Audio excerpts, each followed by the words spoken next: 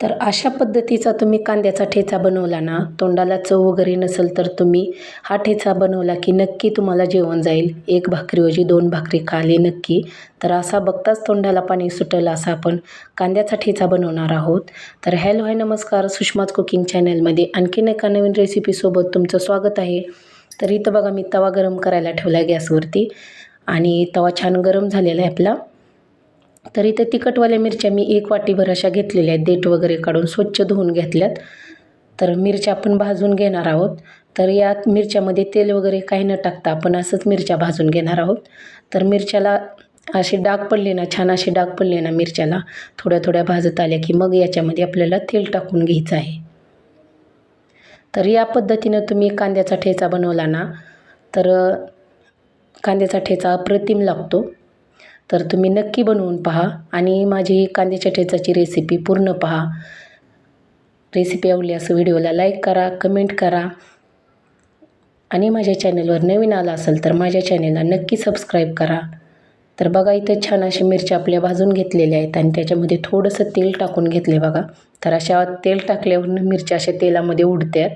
तर आपल्या मिरच्या भाजून घेतलेल्या ते एका साईडला करून ठेवल्यात तव्यावरतीच, काढून वगैरे घेतलेल्या नाहीत. तर याच्यामध्ये मी 2 चमचे शेंगदाणे घालून घेतलेत. तर शेंगदाणे छान असे आपल्याला या तेलामध्ये परतून घ्यायचे आहेत. तर असे शेंगदाणे परतून घेतले ना तर आपल्या जो काही कांद्याचा ठेचा आहे त्याच्यातील जे शेंगदाण्याचं कूट आहे ते क्रिस्पी लागतं खाताना असं आणि चविष्ट लागतो आपला ठेचा. तर छान असे आपले शेंगदाणे भाजून घेतलेले आहेत. तर आता पूर्ण असं मिश्रण एकत्र करून आता मी थोडंसं भाजून घेते. तर आपला बघू शकता आपण गॅस बंद केलेला आहे आणि एका प्लेटमध्ये आपल्याला हे सर्व काढून घ्यायचं आहे. तर इथं बघा शेंगदाणे, लसणाच्या 5-7 पाकळ्या घेतलेल्या आहेत आणि मिरच्या हे थंड करायला ठेवलेलं आहे एका प्लेटमध्ये. तर या प्लेटमध्ये आपल्याला आता मीठ घालून घ्यायचं आहे. तर 1 मोठा चमचा मीठ घालून घेतलं आहे बघा. तर आता एक मिक्सरचं भांडं घेऊन आपल्याला जिरं 1 चमचा घालून घेतलं आहे आणि मिक्सरचं भांडं घ्यायचं आहे आता आपल्याला छोटंवालं आणि त्याच्यामध्ये असं मोठं वाटून घेतलं आहे बघा. तर बघा छान असं वाटून घेतलं आहे. परत तवा गरम करायला ठेवला, त्याच्यामध्ये थोडंसं तेल टाकून घेतलं. तेल छान गरम झालं की याच्यामध्ये आपल्याला 1 चमचा जिरं टाकून घ्यायचं आहे बघा. तर अगदी कमी मिनटात बनणारी ही रेसिपी आहे, अगदी कमी वेळात बनणारी आहे. तुम्हाला जर कधी जेवण वगैरे जात नसेल ना तर तुम्ही पटकन ही कांद्याचा ठेचा बनवू शकता.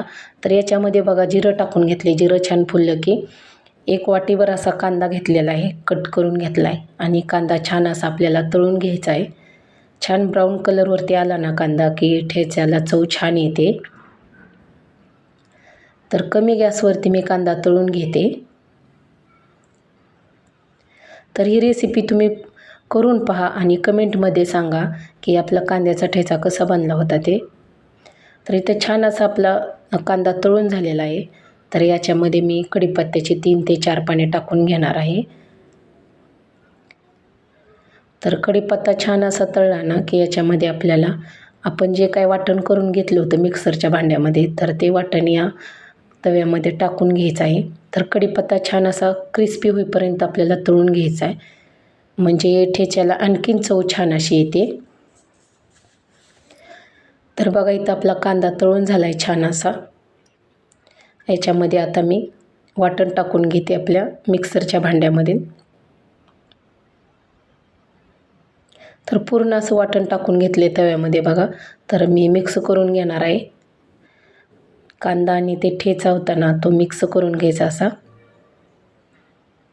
तर छान असं मिक्स करून घेते आणि कमी गॅसवरती आपल्याला हे 2 ते 3 मिनटासाठी असा परतून घ्यायचा आहे हा ठेचा. थोडासा असा क्रिस्पी लागतो बघा चवीला, त्याच्यामुळं असा परतून घ्यायचा आपल्याला लो गॅसवरती.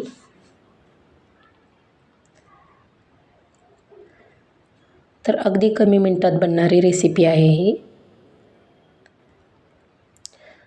तर याच्यामध्ये तुम्हाला पाहिजे असेल तर तुम्ही कोथिंबीर वगैरे टाकू शकता. तर बघा चवीला अप्रतिम असा हा ठेचा लागतो आणि हा ठेचा तुम्ही भाकरीसोबत, चपातीसोबत आणि भातासोबतही खाऊ शकता. तर चटपटीत असा आपला कांद्याचा ठेचा बनवून तयार झालेला आहे. तर बघू शकताय, दिसायला पण अप्रतिम असा दिसतो. तर रेसिपी आवडल्यास व्हिडिओला लाईक करा. धन्यवाद. भेटूया पुढच्या व्हिडिओ.